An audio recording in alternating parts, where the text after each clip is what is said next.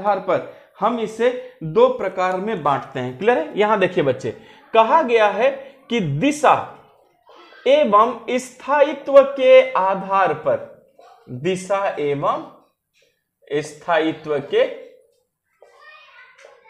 आधार पर जेट धारा को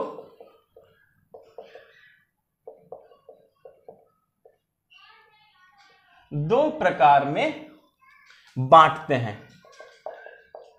कितने प्रकार में बांटते हैं? दो प्रकार में। ठीक है, इस बात को नहीं भूलिएगा बच्चे कि दिशा और स्थायित्व के आधार पर हमने जेट धारा को दो प्रकार में बांट दिया।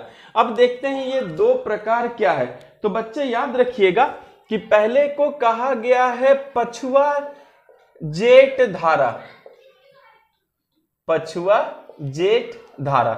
ठीक है, अब पछुआ जेट धारा का मतलब क्या है बच्चे? याद रखिए, पहले तो ये स्थायी है, याद रखिए, और स्थायी है और ये वर्ष भर चलती है। ये जेट स्ट्रीम की खूबी है। सभी बच्चे याद रखिएगा कि जेट स्ट्रीम स्थायी होता है और वर्ष भर चलती है। वो कौन सा जेट स्ट्रीम है? पछुआ। यानी जब हमने जेट स्ट्रीम को बांटा और जब पछुआ जेट स्ट्रीम निकला तो हमने देखा एक तो ये स्थायी है और ये क्या है बच्चे? वर्ष भर चलती है। और किस दिशा से किस दिशा में चलती है? तो इस बात को याद रखिएगा कि यह पश्चिम से पूरब की तरफ चलती है, पश्चिम से पूरब, पश्चिम से पूरब चलती है। इस बात को भी याद रखना है कि जो पछुआ जेट पवन है वो किधर से किधर चल रही है? वो चल रही है पश्चिम से पूरब। क्लियर है? अच्छा, अब हम आते हैं दूसरे जेट पवन पे। बच्चे जो दूसरा जेट पवन है हम उसे कहते हैं पूर्वा जेट धारा, पूर्वा जेट धारा। पहले याद रखिए, जो पूर्वा जेट धारा है वो क्या होता है? वो स्थायी अस्थायी होता है। देखिए बच्चे, पूर्वा जेट धारा क्या होता है? अस्थायी होता है और ये किसी ऋतु विशेष में चलता है। यहीं पर अंतर कर लेते हैं, ये किसी ऋतु विशेष में चलता है। स्पष्ट है? अच्छा, ऋतु विशेष में चलता है और किधर से किधर चलता है? तो देखिए पूर्वा लगा है तो याद रखिएगा कि ये चलता है पूरब से पश्चिम। ये उल्टा चल रहा है बच्चे, पूरब से पश्चिम चलती है। पूरी बात समझ में आ गई? तो याद रखेंगे कि पछुआ जेट धारा स्थायी है, वर्ष भर चलती है और पश्चिम से पूरब की ओर चलती है। लेकिन पूर्वा जेट धारा को देख रहे हैं, ये अस्थायी है, ये किसी ऋतु विशेष में चलती है और किधर से किधर चल रही है? पूरब से पश्चिम की ओर। पूरी बात समझ में आ गई बच्चे? पूरब से पश्चिम की ओर चलती है। क्लियर है? अच्छा, अब यहां पर सभी लोग केयर कीजिए कि जो पूर्वा जेट धारा है, ठीक है, यहां देखिए, ये जो पूर्वा जेट धारा है वो कितने प्रकार का है? तीन प्रकार का, जो हमें पढ़ना है। देखिए, पहले को हम कहते हैं विषुवत रेखीय जेट धारा, विषुवत रेखीय जेट धारा। देखो एकदम सिंपल है और बहुत इजी है इसको याद करना। दूसरा है उष्ण उपोष्ण जेट धारा। याद रखिए ये सब पछुआ में आता है, ठीक है। और तीसरा है ध्रुवीय जेट धारा, ध्रुवीय जेट धारा। पूरी बात समझ में आ गई? तो बच्चे इस बात को भी याद रखिएगा कि पछुआ जेट धारा तीन प्रकार के हैं। पहला विषुवतीय जेट धारा, दूसरा उष्ण उपोष्ण जेट धारा और तीसरा ध्रुवीय जेट धारा। आ गया समझ में? तो ये आपको याद रखना है कि जो पछुआ जेट धारा है वो ये तीन प्रकार के हैं और पूर्वा बच्चे उसमें कोई प्रकार नहीं है। पूर्वा एकमात्र है जिसे हम क्या कहते हैं? पूर्वा जेट धारा कहते हैं। यहां आपने पूरी बात समझ लिया। चलिए अब हम इसमें से एक एक को पढ़ना शुरू करते हैं और देखिए ये बहुत इजी है, तरीका भी बहुत इजी है, जो मैंने पहले सिखाया है बस उसी को जोड़ना है। तो हम सबसे पहले विषुवत रेखीय जेट धारा को पढ़ाएंगे। अच्छा एक बात याद रखिएगा जेट धारा के लिए, देखिए मैं यहां लिख दे रहा हूं, आप सभी बच्चे भूलेंगे नहीं, मैं नोट में लिख दे रहा हूं ताकि आपको याद रहे। याद रखना है आपको कि ये जो जेट धारा है, ठीक है, जेट धारा जलवायु, ऋतु एवं मौसम को प्रभावित करता है। ये बहुत इंपॉर्टेंट है। जलवायु ऋतु एवं मौसम को प्रभावित करता है। आप ये मत सोचना बच्चे कि जो जेट धारा है ये ऊपरी वायुमंडल में चलता है तो ये कुछ नहीं करेगा। जी नहीं, आपको याद रखना है कि जेट धारा जलवायु ऋतु और मौसम को क्या करता है, प्रभावित करता है। ये जेट धारा की खूबी है, इसलिए मैंने आपको नोट में बता दिया कि जेट धारा की खूबी है कि जेट धारा जलवायु को भी प्रभावित करेगा, ऋतु को भी प्रभावित करेगा और मौसम को भी क्या करेगा, प्रभावित करेगा। यहां आपको पूरी बात समझ में आ गई है। चलिए तो मैं इसको मिटाता हूं और सबसे पहले जो मैं आपको जेट पवन पढ़ाने जा रहा हूं बच्चे, वो है आपका विषुवत रेखीय जेट धारा। इनके इंट्रोडक्शन को जानेंगे बस, इससे ज्यादा हमें कुछ नहीं जानना। आपके क्वेश्चन वहीं से डेवलप होते चले जाएंगे। पहले मैं ये मिटा दूं, ओके।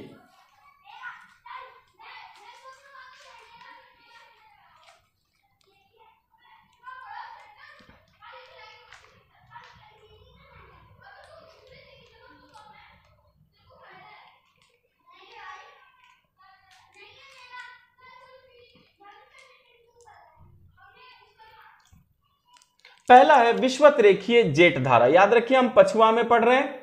पहला है विषुवत रेखीय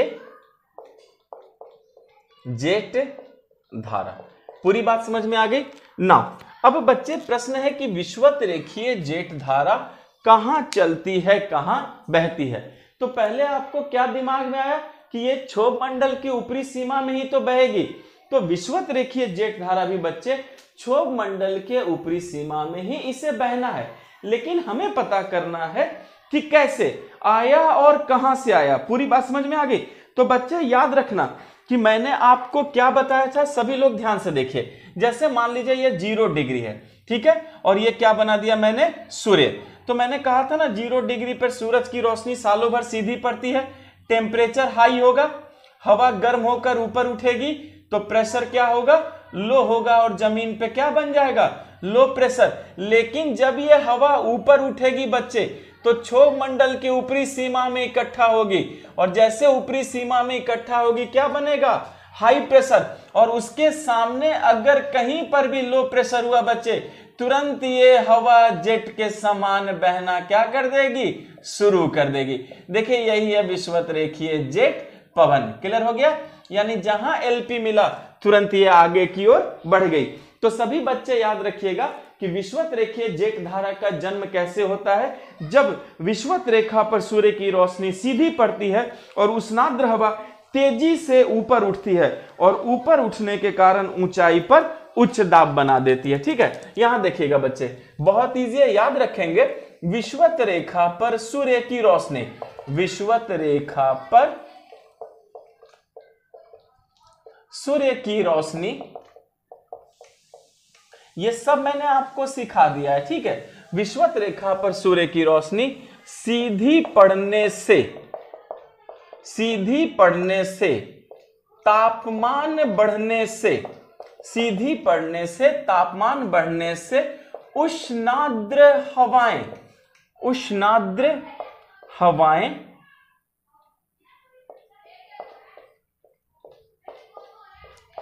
तेजी से संवहनीयता, मैंने बताया था ना गर्म हवा ऊपर उठती है तो संवहनीयता कहते हैं।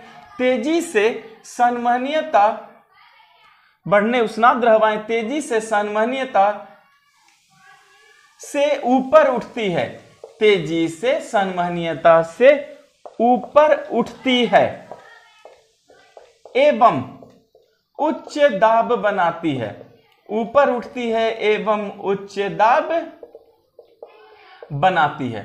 पूरी बात समझ में आ गई। तो देखिए बच्चे, ग्राफिंग में मैंने आपको यही दिखाया है कि विषुवत रेखा पर सूर्य की रोशनी सीधी पड़ी, जैसे सीधी पड़ी तापमान बढ़ा, उष्णाद्र हवाएं तेजी से संवहनीयता से ऊपर उठी, और ऊपर उठी तो क्या बना दी, उच्च दाब बना दी। और बच्चे जैसे उच्च दाब बना दिया, इसी ऊंचाई पर अगर निम्न दाब मिला तो बस तुरंत ये जेट धारा क्या होने लगती है, बहने लगती है।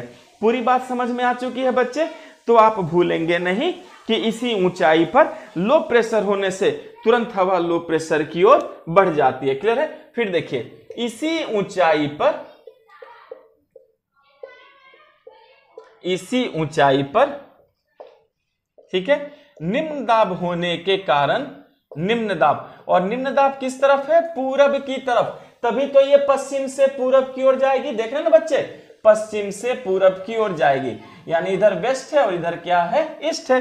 तो याद रखिएगा निम्न दाब किधर है? पूरब की तरफ। तो इसी ऊंचाई पर निम्न दाब होने के कारण, इसी ऊंचाई पर निम्न दाब होने के कारण, क्लियर है? होने के कारण यह बहने लगती है। यह क्या होती है बच्चे? बहने लगती है। देख रहे हैं, बस यही जानना है और आपको कुछ भी नहीं जानना, क्लियर है? तो याद रखिएगा उच्च दाब बनाती है और इसी ऊंचाई पर निम्न दाब पूरब की ओर होने के कारण ये क्या होती है? बहने लगती है। और बच्चे हमें तुरंत विषुवत रेखीय जेट स्ट्रीम मिल जाती है। और एक बात याद रखिएगा कि ये भी सूर्य के उत्तरायण और दक्षिणायन होने के कारण इधर उधर खसकने लगती है। स्पष्ट है? अच्छा, एक बात याद रखिएगा, अब क्या होता है कि इसके प्रभाव में बच्चे हम देख सकते हैं कि ये ऊपर और नीचे की तरफ क्या होती है? उठने लगती है और बैठने लगती है। ठीक है, यहां पर मैं आपको एक बहुत इंपॉर्टेंट बात बताऊंगा बच्चे, याद रखेंगे। यहां पर नोट में सभी लोग देखिए, मैं अभी कुछ लिखवा रहा हूं नोट में बच्चे, मैंने आपको लिखवाया है ITCZ। थोड़ा हम इसे समझेंगे। ITCZ क्या है? याद रखिएगा बच्चे, ITCZ को हम इंग्लिश में कहते हैं intertropical convergence zone, intertropical convergence zone, और आप इसी को हिंदी में कहते हैं अंतर उष्णकटिबंधीय, अंतर उष्णकटिबंधीय अभिसरण क्षेत्र, अंतर उष्णकटिबंधीय अभिसरण क्षेत्र, जो कि 5 डिग्री लैटिट्यूड से, याद रखना बच्चे, जो कि 5 degree north and south latitude से 12 degree north and latitude side अक्षांश के बीच होता है। तो बच्चे मैंने नोट में आपको लिखवाया है कि एक ITCZ भी होता है। ठीक है, ITCZ को हम बोलते हैं इंटर ट्रॉपिकल कन्वर्जेंस जोन, अंतरा उष्णकटिबंधीय अभिसरण क्षेत्र, जो 5 डिग्री से 12 डिग्री अक्षांशों के क्या होता है? बीच होता है।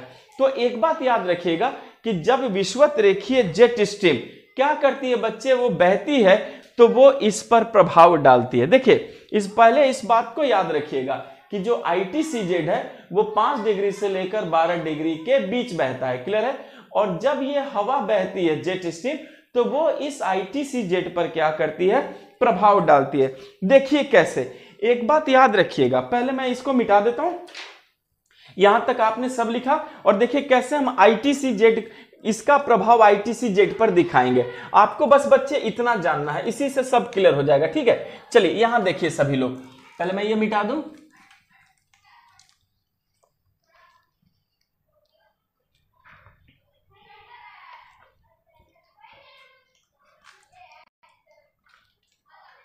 अब देखिए, अगर मान लीजिए कि सूर्य उत्तरायण है, ऐसे देखिए बच्चे, सूर्य क्या है? उत्तरायण है, उत्तरायण है। ठीक है, तो जब अगर सूर्य उत्तरायण है तो मैंने सिखाया था ना कि जेट उत्तर की ओर खिसक जाएगा। जेट क्या होगा? उत्तर की ओर खिसक जाएगा, क्लियर है? उत्तर की ओर खिसक जाएगा। तो यह, अब याद रखिएगा बच्चे, तो यह ITCZ को भी खिसका देता है। ITCZ को भी क्या करता है बच्चे? खिसका देता है। और तब ITCZ 5 डिग्री से लेकर लगभग 30 डिग्री तक चला जाता है। देख रहे हैं बच्चे, याद रखना है कि तब ITCZ क्या होता है? 5 डिग्री से लेकर 30 डिग्री तक चला जाता है बच्चे, क्लियर है? और याद रखेंगे कि जब 5 डिग्री से लेकर 30 डिग्री तक चला जाता है तो वो गर्मी का वक्त होता है। और जैसे जब ITCZ खिसक जाता है तो बच्चे मॉनसून आने लगता है। क्या आने लगता है? मॉनसून आने लगता है। और बच्चे जरा केयर कीजिए, यहां देखिए, जैसे मान लीजिए कि ये मैंने आपको भारत का नक्शा बनाया, क्लियर है? यहां समझिए, तो ये देखिए, ये कर्क रेखा है, भारत के बीचों बीच बहती है, ये देखिए कर्क रेखा है और ये क्या है 0 डिग्री। तो अगर सूर्य उत्तरायण है इसका मतलब है सूरज किस पर है वो रेखा पर, तो जेट स्ट्रीम ऊपर की ओर खिसक जाती है। तो याद रखिएगा बच्चे कि जैसा मैंने आपको बताया था कि जेट स्ट्रीम वो जो ITCZ है वो 5 डिग्री से लेकर 12 डिग्री अक्षांश के बीच है। तो क्या होता है कि जब सूर्य उत्तरायण होता है तो ये ITCZ भी ऊपर की ओर खिसक जाता है और ITCZ बच्चे एकदम इस तरह हो जाता है। देख रहे हैं, अगर उस तरह हो गया ITCZ तो ITCZ भी कहां पहुंच जाता है 30 डिग्री तक पहुंच जाता है बच्चे।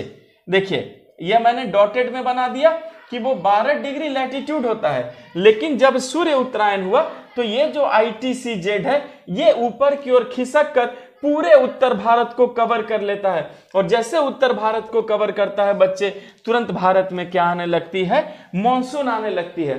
तो इस बात को याद रखिएगा कि इस जेट स्ट्रीम का प्रभाव जो है हमारी ऋतु पर भी पड़ता है बच्चे, यानी कि मॉनसून पर भी पड़ता है। तो हो सकता है अगर आपसे ऐसे भी सवाल पूछेंगे तो आप कहेंगे हाँ निश्चित मॉनसून पर भी ये क्या करती है, आपको प्रभाव डालती है। क्लियर है। और बच्चे देख सकते हैं इस तरह क्या होता है, मॉनसून आने लगता है। लेकिन मान लीजिए जब सूर्य दक्षिणायन हो, दक्षिणी गोलार्ध में हो, तो फिर ये दक्षिण की ओर खिसक जाएगा और भारत के ऊपर से मॉनसून आना बंद हो जाएगा। इसीलिए बच्चे आपने केयर किया होगा कि जाड़े की ऋतु में भारत के ऊपर जो है मानसूनी पवनों से वर्षा क्या होती है, नहीं होती है। यहां आपको पूरी बात समझ में आ चुकी है। ठीक है, चलिए अब बच्चे हम आगे बढ़ते हैं और अब जो है हम समझते हैं दूसरे जेट स्ट्रीम को। बस इतना याद रखिएगा बच्चे, आप अपने आप झट से आंसर बना लेंगे, इसमें आपको कोई भी मेहनत नहीं करनी है। क्लियर है ना। अब हम दूसरे जेट स्ट्रीम पर आते हैं और देखते हैं कि दूसरा जेट स्ट्रीम कैसे बनता है। और दूसरा जेट स्ट्रीम है बच्चे, उसका नाम है उष्ण उपोष्ण जेट स्ट्रीम। क्लियर है। यहां देखिए उष्ण उपोष्ण जेट स्ट्रीम। क्लियर है। तो बच्चे सबसे पहले उष्ण उपोष्ण जेट स्ट्रीम कहां है, तो वो 30 से 35 degree north and south latitude के ऊपरी क्षोभ सीमा पर। क्लियर है। आप भूलेंगे नहीं, मैंने सब क्षोभ मंडल की बात की है, तो ऊपरी क्षोभ सीमा पर है। इस बात को याद रखिएगा कि उष्ण उपोष्ण जेट स्ट्रीम कहां पर बहती है, तो हम कहेंगे ये 30 से 35 डिग्री नॉर्थ एंड साउथ दोनों गोलार्धों में बहती है और ऊपरी क्षोभ सीमा पर बहती है। इस बात को नहीं भूलिएगा। उष्ण उपोष्ण जेट स्ट्रीम 30 से 35 degree north and south latitude जो है बच्चे उसके ऊपरी क्षोभ सीमा पर बहती है। क्लियर है। अच्छा एक बात याद रखिएगा, इस पर भी उत्तरायण और दक्षिणायन का प्रभाव पड़ता है। मैंने सबके लिए कहा है, फिर भी मैं लिख देता हूं कि उत्तरायण एवं दक्षिणायन का प्रभाव पड़ता है। और ये सब मैंने आपको वायुदाब पेटी में सिखाया है, आप रिवीजन कीजिएगा। उत्तरायण एवं दक्षिणायन का क्या पड़ता है बच्चे, प्रभाव पड़ता है। और ये जो प्रभाव है ये कितना है, 5 डिग्री अक्षांश का है। यानी अगर उत्तरायण है तो वो 35 से 40 हो जाएगी और दक्षिणायन है तो 25 से 30 हो जाएगी। तो 5 डिग्री का ही खिसकाव होता है। ठीक है, क्योंकि ये तापमान को फॉलो करती है। चलिए अब एक बात याद रखिएगा बच्चे कि ये इसी समय जो है ऊपरी वायुमंडल में ये प्रभावित होती है। और मैंने क्या कहा था कि ये पश्चिम से पूरब की ओर ही प्रवाहित होती है। क्लियर है। ये मैंने पहले ही कहा है। तो याद रखेंगे कि यहां पर भी ये क्या होता है, यहां के उच्च दाब से निम्न दाब की ओर, यहां भी वही बात है बच्चे, उच्च दाब से निम्न दाब। और निम्न दाब किस दिशा में बनता है, पूरब की ओर। तभी तो हम कहेंगे कि की ओर क्या होता है, प्रवाहित होता है। तभी तो ये पछुआ होगा, क्योंकि ये किधर से किधर चलता है, पश्चिम से पूरब की ओर। तो उच्च दाब किस दिशा में बनेगा, उच्च दाब बन जाएगा बच्चे पश्चिम दिशा में, और वहां से क्या होने लगेगा, ये प्रवाहित होने लगा। पूरी बात समझ में आ गई। अच्छा एक चीज याद रखिएगा कि उत्तरी गोलार्ध में अगर हम इसे देखें कि उत्तरी गोलार्ध में ये पॉजिटिवली कहां से होता है, लेकिन एक बात याद रखिएगा बच्चे कि यहां पर आखिर ये हवा कैसे आई। ठीक है, तो देखिए जब मैंने आपको वायु दाब पेटी पढ़ाया था, यहां देखिए तो ये 0 डिग्री बताया था। और बच्चे यहां पर मैंने आपको 30 से 35 ये भी बताया था, उपोष्ण कटिबंधीय उच्च वायु दाब पेटी। और ये क्या था, 0 से 5 ये था आपको विषुवत रेखीय निम्न वायु दाब पेटी। तो मैंने कहा था ना कि यहां पर सूर्य की रोशनी जो है सालों भर सीधी पड़ती है, तो हवा ऊपर की ओर उठ जाती है। ये देखिए बच्चे, यहां पर देखिए, मान लीजिए यहां मैंने सूर्य बना दिया और सूर्य की रोशनी यहां सीधी पड़ी तो गर्म हवा ऊपर उठी। तो मैंने कहा था ना, एक इधर जाकर यहां बैठ गई और एक इधर जाकर यहां बैठ गई 30 से 35 पर, यही कहा था। तो जो यहां पर पहुंची थी, तो यहां पर हवा पहुंची थी तो हाई प्रेशर बना। ये भी हवा जब यहां पहुंची थी तो क्या बना, हाई प्रेशर। तो इन हवाओं के यहां से ऊपर उठकर दोनों ओर जाने पर जब इकट्ठा हो गई तो ऊपरी वायुमंडल में दोनों तरफ क्या बन गया, हाई प्रेशर। और जब ऊपरी वायुमंडल में दोनों तरफ हाई प्रेशर बन गया बच्चे, अब ये लो प्रेशर की ओर क्या होने लगी, प्रवाहित होने लगी। तब हम इसे क्या कहते हैं, उष्ण उपोष्ण पछुआ जेट स्ट्रीम। अब देखिए, उत्तरी गोलार्ध में बहेगी तो ये वर्ष पर्यंत, ये तो मैंने आपको सिखा दिया। लेकिन अगर आप इसको उत्तरी गोलार्ध में पॉजिटिवली देखें कि ये कहां पर ज्यादा एकदम प्रभाव से आपको नजर आ रही है, ठीक है। तो बच्चे याद रखिएगा, यहां देखिए उत्तरी गोलार्ध में, मैं इसको शो कर दे रहा हूं कि ये उत्तरी गोलार्ध में सर्वाधिक स्पष्ट या सर्वाधिक जो प्रकट होता है ना, उत्तरी गोलार्ध में सर्वाधिक प्रकटीकरण दक्षिण यूरोप, क्लियर है बच्चे। उसके बाद उत्तरी भारत, यानी दक्षिण यूरोप से उत्तरी भारत से लेकर पूर्वी एशिया तक इसका प्रकटीकरण बहुत जबरदस्त है। तो देखिए, तभी तो पश्चिम से पूर्व की ओर चलेगी। उत्तरी गोलार्ध में सर्वाधिक प्रकटीकरण कहां से है, दक्षिण यूरोप, उत्तरी भारत और पूर्वी एशिया तक। इसका मतलब है कि उत्तरी भारत में भी उष्ण उपोष्ण जेट स्ट्रीम पहुंचती है। यहां आपको पूरी बात समझ में आ चुकी है बच्चे। चलिए अब यहां पर केयर कीजिए कि जब ये उत्तरी भारत में पहुंचती है तो फिर किससे टकराती है, हिमालय पर्वत से ही तो टकराती है। तो इस बात को याद रखिएगा कि यह उत्तरी भारत में हिमालय पर्वत से टकराती है, क्योंकि उसकी ऊंचाई बहुत है बच्चे, ठीक है। इस बात को याद रखना है कि यह उत्तरी भारत में हिमालय पर्वत से टकराती है। यह उत्तरी भारत में हिमालय पर्वत से क्या करती है, टकराती है। स्पष्ट है। अच्छा, अब चलिए इसको भी नक्शे में हम देख लेते हैं। पहले इसे मैं मिटा देता हूं। यहां पर देखिए बच्चे, बहुत सहज है, बस आराम से इसको सीखिए और प्लीज नोट्स की रिवीजन जरूर कीजिएगा। मैं फिर से कह रहा हूं, आपके लिए इस चैनल पर पूरी मेहनत की जाएगी, लेकिन अगर आप नोट्स की मेहनत नहीं करेंगे बच्चे तो थोड़ी परेशानी हो सकती है, ठीक है। अब देखिए, जैसे मान लीजिए कि ये देखिए, मैं फिर आपको ये गुजरात का नक्शा बना दे रहा हूं, ऐसे है। और यहां देखिए ये क्या है, हिमालय पर्वत। तो जब ये जेट स्ट्रीम आती है तो ये किससे टकराती है, हिमालय से। हिमालय से टकराकर एक भाग किधर निकल जाता है, तिब्बत पठार पर, और एक भाग किधर आने लगता है, भारत के मैदान में। तो जो मैदान की ओर आता है बच्चे, वो नीचे बैठता है और नीचे बैठकर राजस्थान में क्या बना देता है, हाई प्रेशर बना देता है। और यहीं पर तो मरुस्थल है, हवा नीचे बैठती है और हवा नीचे बैठने के कारण बारिश हो नहीं पाती। तो याद रखिएगा कि इस हवा के नीचे बैठने के कारण भी यहाँ क्या बन जाता है, हाई प्रेशर। और हाई प्रेशर वर्षा नहीं होने देता, तो राजस्थान का मरुस्थल और क्या हो जाता है बच्चे, तेज हो जाता है। तो याद रखेंगे, उत्तरी भारत में हिमालय पर्वत से टकराती है, एक भाग तिब्बत पठार में निकल जाता है, एक भाग तिब्बत पठार की ओर जाता है, और दूसरा भाग उत्तर पश्चिमी भारत में अवतलित होकर, अवतलित मतलब नीचे बैठना, अवतलित होकर उच्च दाब बना देता है, अवतलित होकर उच्च दाब बना देता है। लिखिए, भारत के मौसम को इसने भी प्रभावित कर दिया, तो ये उच्च दाब क्या करता है, बना देता है। पूरी बात समझ में आ गई। तो बच्चे ये इसकी खूबी है। तो आपको ये याद रखना है कि जब ये उत्तरी भारत में आता है तो हिमालय पर्वत से टकराता है, टकराने के बाद एक भाग तिब्बत पठार की ओर देख रहे हैं निकल जाता है, और दूसरा जो भाग है वो उत्तर पश्चिमी भारत में अवतलित नीचे बैठकर राजस्थान में उच्च दाब बना देता है। ये उच्च दाब कहाँ बन रहा है बच्चे, राजस्थान में बन रहा है, और जहां पर क्या है, मरुस्थल है। इस बात को भी याद रखिएगा कि राजस्थान में बन रहा है जहां पर क्या है, मरुस्थल है। और इसके हवा बैठने से बच्चे हवा जम के गर्म भी होती है।